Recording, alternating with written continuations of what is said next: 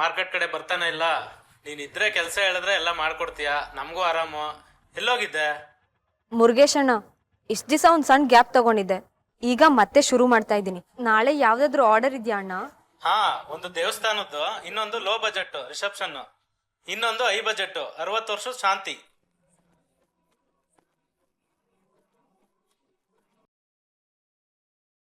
ಓ, 3 ಹೂವಿನ ಆರ್ಡ್ರೆ. ಅಣ್ಣ, ಆ ಡೆಕೋರೇಷನ್ ಕಾಂಟ್ರಾಕ್ಟ್ ನನಗೆ ಕೊಡಕ್ಕಾಗತ್ತಾ? ನೀನ್ ಮಾಡ್ತೀಯ ಅಂದ್ರೆ ಯಾವ್ದು ರಗಳೆನೇ ಇಲ್ಲ. ಅದೆಲ್ಲ ನಿನ್ಗೆ ಗೀತಾ. ಆರ್ಡರ್ ಹೇಳ್ತೀನಿ, ಬರ್ಕೋ. ಹಾ.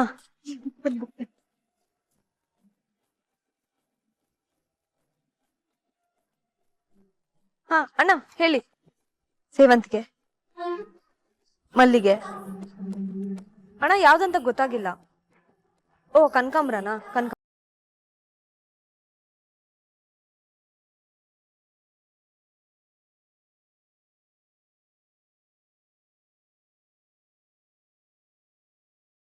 ಹಾ ಸರಿ ಅಣ್ಣ, ಖಂಡಿತ. ನಾನ್ ಗೀತಾ ಮಾತಾಡ್ತಿರೋದು. ಯಾವ್ದಾದ್ರು ಹೂವಿನ ಆರ್ಡರ್ ಇದೆಯಾ? ಹಾ ಸರಿನಕ್ಕ.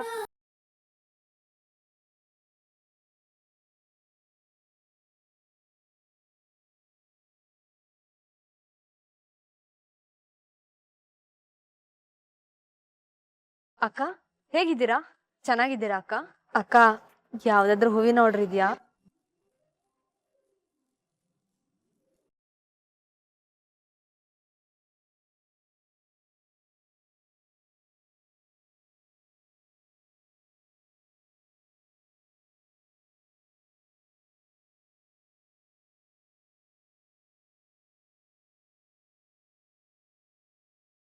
ದಿವ್ಯಾ, ಒಟ್ಟು ಎಷ್ಟು ಆರ್ಡರ್ ಆಯ್ತು? ಒಟ್ಟು 10 ಆರ್ಡರ್ ಆಯ್ತು ಕಣ.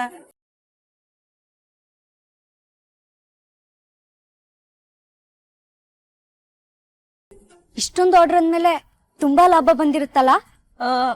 ಒಂದ್ ಆರ್ಡರ್ ಇಂದ 300 ರೂಪಾಯಿ ಲಾಭ ಅಂದ್ಮೇಲೆ ಒಟ್ಟು 30,000 ರೂಪಾಯಿ ಕೈಗೆ ಸಿಗುತ್ತೆ. ಏನೇ ಇದು, 30,000 ರೂಪಾಯಿಗೆ ದೊಡ್ಡ ಆರ್ಡರೇ ತಗೋಬೇಕಿತ್ತು. 10 ಆರ್ಡರ್ ಅಂದ್ರೆ ತಮಾಷೆನಾ? ನಾನ್ ತುಂಬಾ ಚಿಕ್ಕೋಳ್ ಸಿಂಕು. ನನ್ಗೆ ಸಿಕ್ಕೋದು ಸಣ್ಣ ಪುಟ್ಟ ಆರ್ಡರ್ ಅಷ್ಟೇ. ಬೇರೆದಕ್ಕೆಲ್ಲ ದೊಡ್ಡ ದೊಡ್ಡ ಕಾಂಟ್ರಾಕ್ಟರ್ಸ್ ಇರ್ತಾರೆ. ಈ 10 ಆರ್ಡರ್ ಎಲ್ಲ ಏನ್ ಕಷ್ಟನೇ ಅನ್ಸಲ್ಲ. 30,000 ರೂಪಾಯಿ ಬರುತ್ತೆ. 25,000 ರೂಪಾಯಿ ಫೀಸಿಗಾಗುತ್ತೆ. ಇನ್ನು 5,000 ಉಳಿಯುತ್ತಲ್ಲ, ಏನ್ ಮಾಡ್ತೀಯಾ? ಪಾರ್ಟಿನಾ? ಕೂಡಿಡ್ತೀನಿ. ಯಾಕೆ? ಸದ್ಯಕ್ ನಾನಿರೋದು ವಿಜಯ್ ಮನೇಲಿ. ಅದು ನಂಗೆ ಶಾಶ್ವತ ಅಲ್ಲ. ಯಾವತ್ತೋ ಒಂದ್ ದಿವಸ ಆ ಮನೆಯಿಂದ ಎದ್ದು ಆಚೆ ಬರ್ಬೇಕಾದವಳು ನಾನು. ಆ ಮನೇಲಿ ಇಷ್ಟ ದಿವಸ ಬಿಟ್ಟಿ ತಿಂದಿದ್ದಕ್ಕೆ ಏನ್ ಲೆಕ್ಕ ಅಂದಾಗ ಆ ಲೆಕ್ಕನ ಚುಕ್ತಾ ಮಾಡ್ಬೇಕಾಗತ್ತೆ. ಅದಕ್ ನನ್ ದುಡ್ಡು ಎತ್ತಿಡ್ಬೇಕಾಗತ್ತೆ. ಅದಕ್ಕೆ ಮಿಕ್ಕಿದ ದುಡ್ಡು ಬೇಕಾಗತ್ತೆ. ನಿಜಕ್ಕೂ ನಿನ್ ಗ್ರೇಟ್ ಗೀತಾ. ನಿನ್ ಸ್ವಾಭಿಮಾನ ಯಾವತ್ತೂ ಸೋಲೋದಿಲ್ಲ. ಮತ್ತೆ ಮಾಡಿರೋ ಈ ಚಾಲೆಂಜ್ ಅಲ್ಲಿ ನೀನ್ ಗೆದ್ದೇ ಗೆಲ್ತೀಯ. ನೀನ್ ಈ 2 ದಿವಸದಲ್ಲಿ ಮಾಡಿ ಮುಗಿಸೋ ಹೂವಿನ ಕಾಂಟ್ರಾಕ್ಟ್ ನಿನ್ಗೆ 25,000 ಸಿಗುತ್ತೆ. ನಿನ್ ಫೀಸ್ ಕಟ್ಸುತ್ತೆ. ಹಾ ಶರಣ್ಯ, ಗತಿ ಇಲ್ಲದವಳು ಅನ್ನೋ ಮಾತು ವಾಪಸ್ ಹೋಗುತ್ತೆ.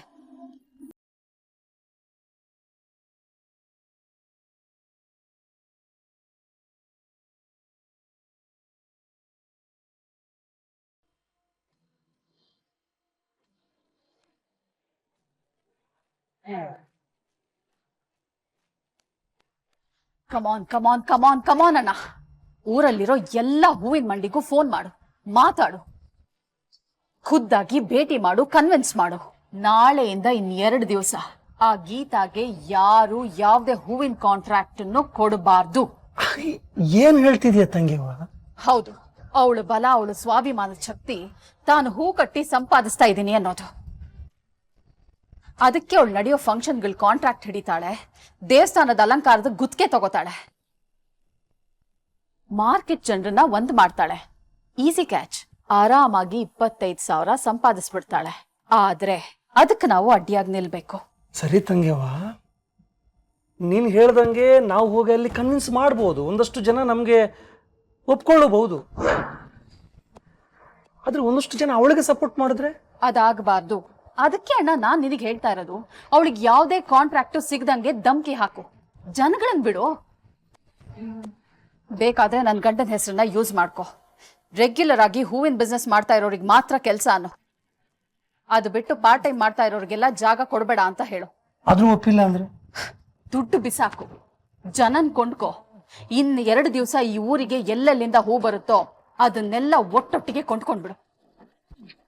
ಮಾರ್ಕೆಟ್ನೆ ಪರ್ಚೇಸ್ ಮಾಡಿ ಬಿಸಾಕು. ಒಟ್ನಲ್ಲಿ ಆ ಗೀತಾಗೆ 1 ಮೊಳ ಹೂ ಕೂಡ ಸಿಗಬಾರ್ದು ಅಷ್ಟೇ. ಗೋ ಗೋ ಗೋ. ಸರಿ ತಂಗಿ.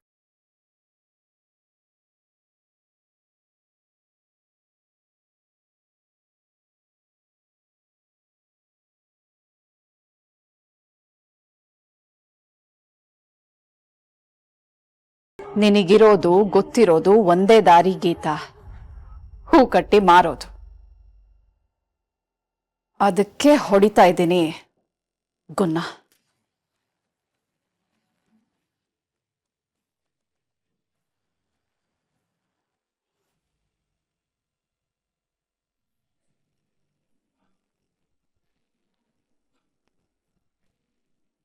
ಮಗ, ಗಾಡಿ ರೆಡಿ ಆಯ್ತು, ಬಾ ಹೋಗೋಣ. ನಡಿ.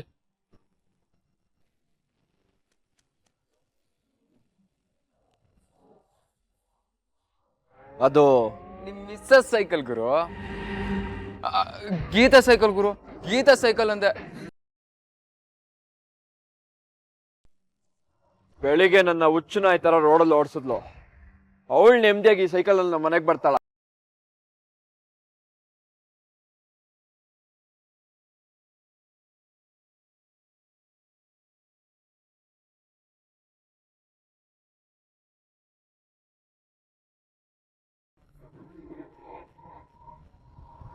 ಅವಳು ನಡಿಬೇಕು, ಓಡಬೇಕು, ತಳ್ಳಬೇಕು, ಸುಸ್ತಾಗಿ ಬೆವರು ಸುರಿಸ್ಬೇಕು. ಅದಕ್ಕೇನ್ ಮಾಡ್ಬೇಕಂತ ಇದೆಯಾ ಗುರು, ಅದನ್ನ ಹೇಳು.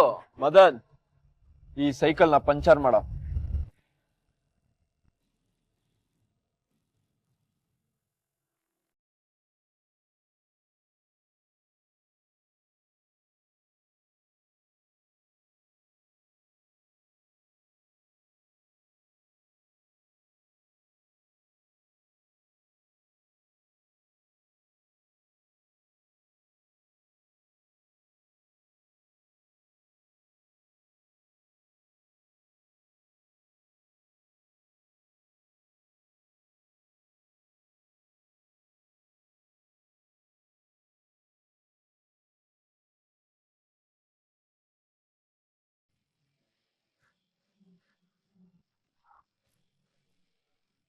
ಮಗ, ಆಯ್ತಲ್ಲ, ಹಾಗಿದ್ರೆ ಬಾ ಹೊರಡೋಣ.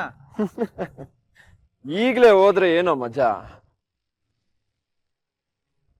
ಅವಳು ಬರ್ಬೇಕು, ಪಂಚರ್ ಆಗಿರೋ ಸೈಕಲ್ ನ ನೋಡ್ಬೇಕು, ನನ್ ಕಣ್ಣು ಮುಂದೆ ತೊಳ್ಕೊಂಡು ಹೋಗ್ಬೇಕು, ಅದನ್ನ ನಾನು ನೋಡ್ಬೇಕು, ಎಂಜಾಯ್ ಮಾಡ್ಬೇಕು.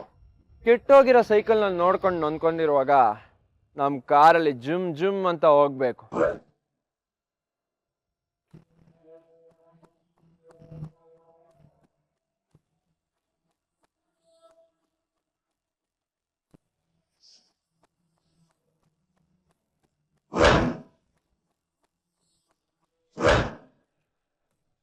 ಉಪ್ಪು ತಿಂದವ್ರು ನೀರ್ ಕುಡಿಲೇಬೇಕು, ತಪ್ಪು ಮಾಡಿದವರು ಶಿಕ್ಷೆ ಅನುಭವಿಸ್ಲೇಬೇಕು.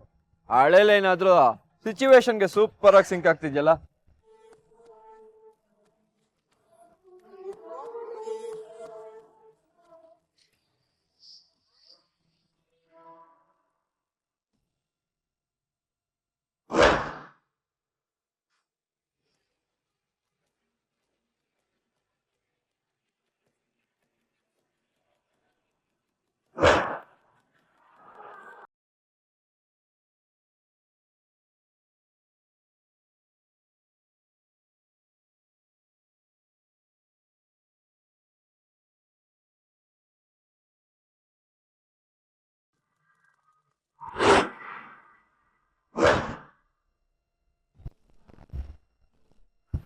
ಏಯ್, ಏನೇ ಮಾಡ್ತಿದ್ಯಾ? ಸೈಡಿಗೆ ನಡಿ.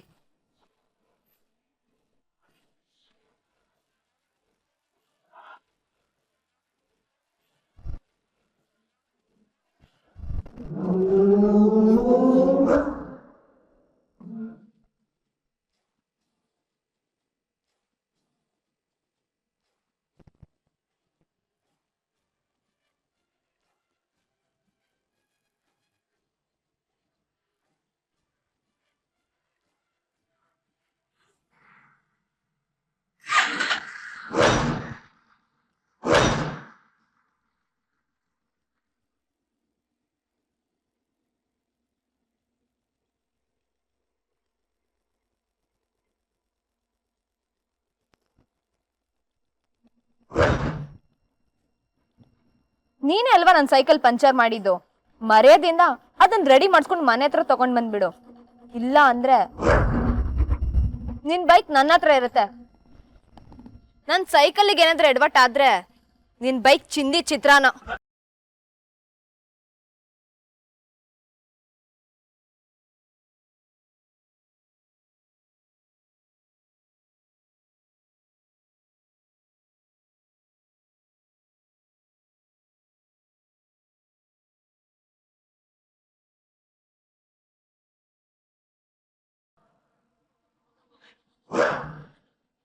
ಬರ್ಲಾ ಯಜಮಾನ್ರೆ?